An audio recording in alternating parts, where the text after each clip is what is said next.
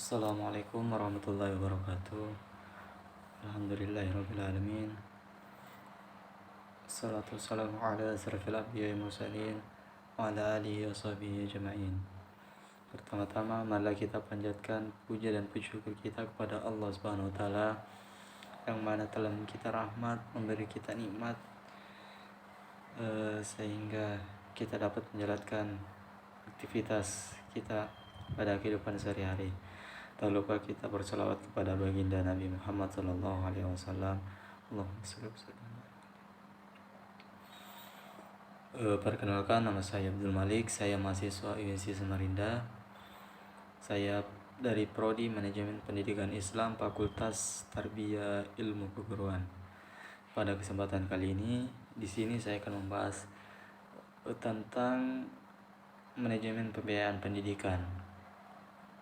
Sebelum kita membahas lebih lanjut mengenai manajemen pembiayaan pendidikan, mungkin kita membahas sedikit apa yang dimaksud dengan manajemen.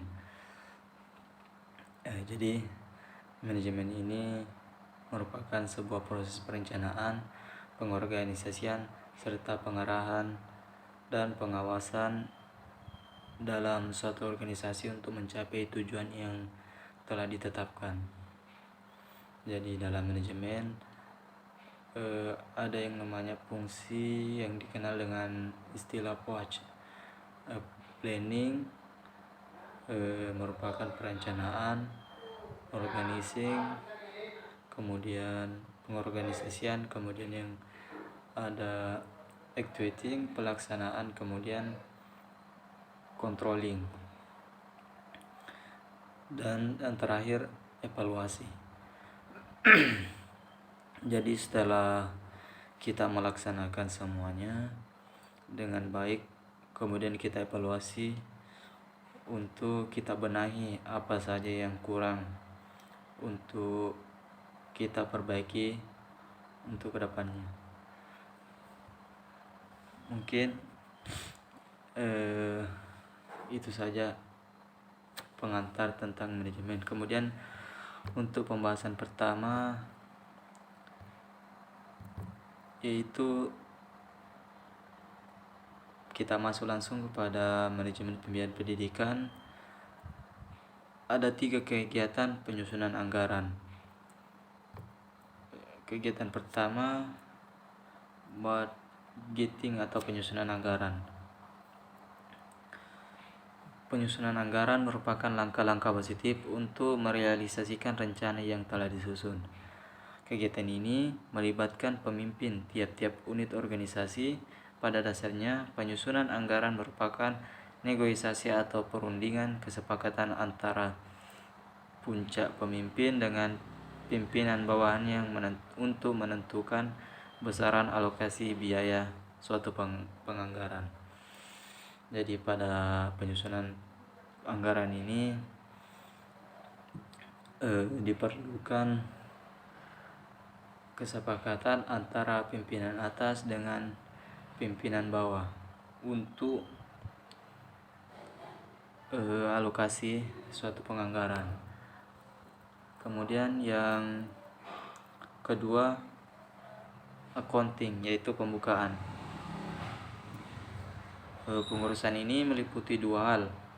Yang pertama, mengurusi hal yang menyangkut kewenangan menentukan kebijakan menerima atau mengeluarkan uang. Pengurusan kedua yaitu menyangkut urusan tindak lanjut dari urusan pertama, yaitu menerima, menyimpan, dan mengeluarkan uang. Pengurusan ini tidak menyangkut kewenangan menentukan, tetapi melaksanakan, dan dikenal dengan istilah pengurusan bendahara. Jadi pembukaan ini atau accounting yaitu pengurusan tentang kebendaharaan. Kemudian ada yang ketiga, auditing atau pemeriksaan.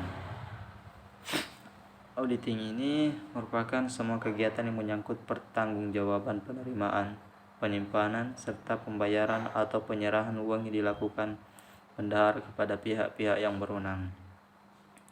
Jadi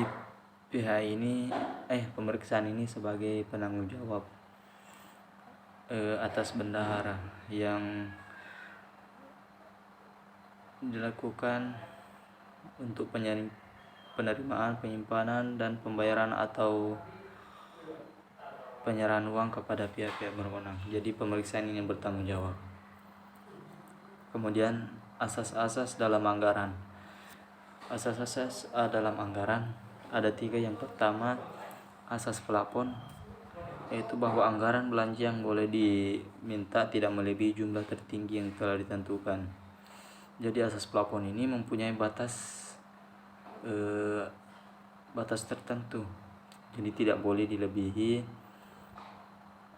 dalam anggaran belanja yang telah ditentukan. Kemudian yang kedua, asas pengeluaran berdasarkan mata anggaran, artinya bahwa pengeluaran pembelanjaan harus berdasarkan atas mata anggaran telah ditetapkan. Jadi yang asas pengeluaran berdasarkan mata anggaran ini tidak boleh diganggu gugat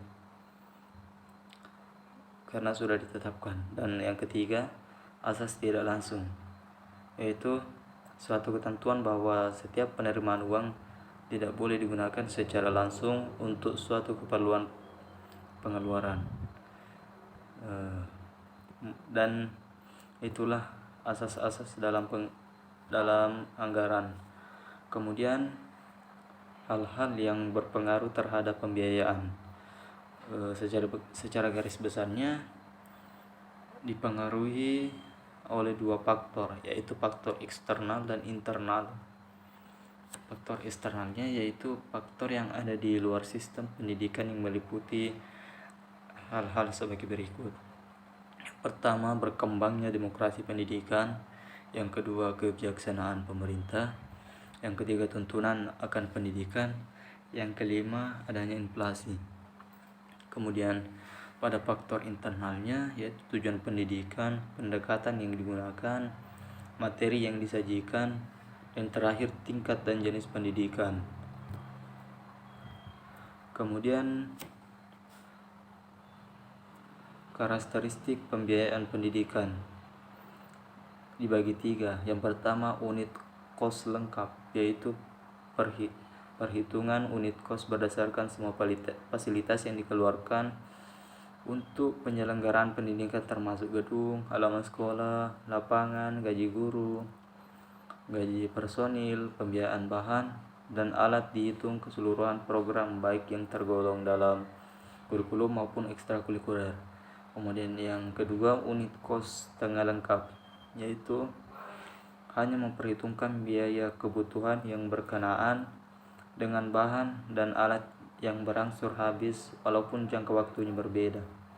Kemudian yang ketiga, unit kos sempit, yaitu unit kos yang diperoleh hanya dengan memperhitungkan biaya yang langsung berhubungan dengan kegiatan belajar mengajar, menyangkut buku, alat pelajaran, dan alat peraga. Kemudian penganggaran berbasis sekolah. Penganggaran berbasis sekolah dalam kerangka implementasi kebijakan pemerintah, yaitu manajemen berbasis sekolah sebagaimana diamanatkan dalam Undang-Undang Nomor 20 Tahun 2003 tentang Sistem Pendidikan Nasional. Skema penganggaran pendidikan akan mengalami pergeseran dengan sentral pengelolaan dominan di sekolah. Berkenaan dengan hal tersebut, Sudarwan Dhanim 2006 meningkatkan bahwa hendaknya sekolah dapat menghindari terjadinya otoritarisme baru dalam pengelolaan anggaran sekolah. Sebagai contoh, kepala sekolah tampil secara semena-mena dalam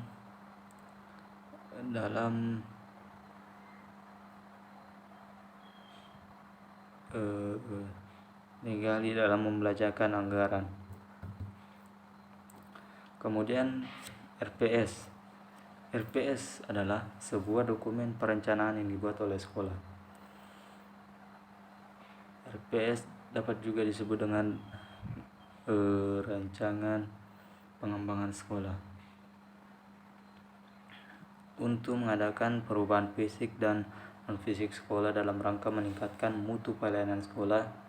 RPS menggambarkan peta perjalanan perubahan sekolah dari suatu kondisi sekarang menuju kondisi yang lebih baik dan lebih menjanjikan dalam kurun waktu 5 tahun ke depan. Kemudian yang terakhir yaitu RKAS. RKAS adalah dokumen anggaran 2 sekolah resmi yang disetujui kepala sekolah serta disahkan oleh Dinas Pendidikan setempat.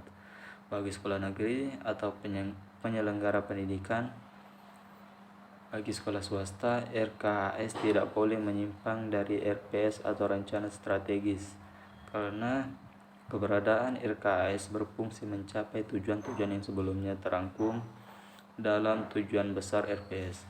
Maka RKAS hanya berlaku untuk 1 tahun ajaran yang akan datang, terdiri atas pendapatan dan belanja pengeluaran. Pendanaan yang dicantumkan dalam RKAS. Itulah pembahasan mengenai materi manajemen pembiayaan pendidikan.